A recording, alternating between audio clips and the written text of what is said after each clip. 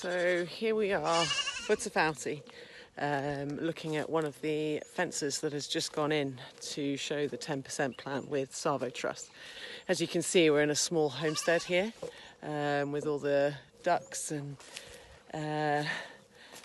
sheep and everything else. And as you can see, this is the sort of temporary fence that they have in and around the plot. And then what we've gone and done is utilise some of the amazing funding that we've had with one of our partners, Tsavo Trust. And you can see this fence that now has been put in place here. It's a two-tier fence with obviously a protruding angle on it because they have a huge problem with elephant. And so the whole idea here is to make sure that we keep the elephant and baboons and some of the animals that raid the area out of the way as much as possible. So this gentleman, or this old man's plot, was nominated by the community, and that's really important for us, okay, so that everybody in the community had a say as to who it was that could actually get the plot, and then it was defined by them as to who ended up having the privilege to be one of the ones that was done first. So this plot actually was 28 acres, and so what we did was we now fenced in his homestead, which is now behind me. We fenced it in for 3 acres worth of space, and he's able to protect his family, he's able to protect his crops, and of course his livestock from any raiding animals.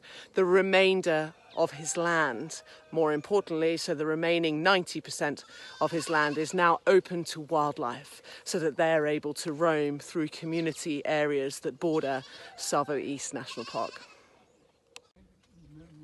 Here you can see the battery pack that's been installed, which keeps the electricity going through the electric fence.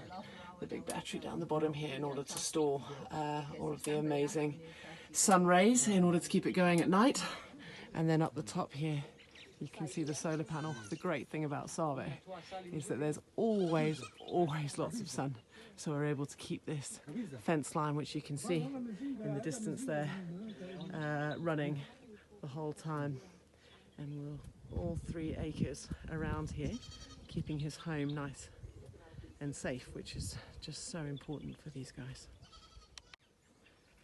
Extra provisions to make sure the animals are safe inside the homestead. Hello, little one. Super cute, but just shows how important it is, because the old Mzee who runs this house for the community said that they had a leopard that actually walked last night along the fence line here. So you can see where the fence is.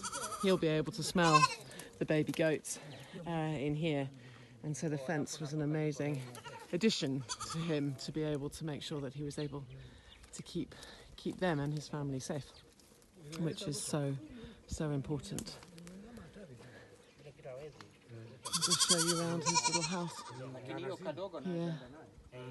That's Richard Moller, who runs the Tsavo Trust, who's our partner, and you can just see the house that we're protecting with all these guys sort of roaming around it. Now they can be free.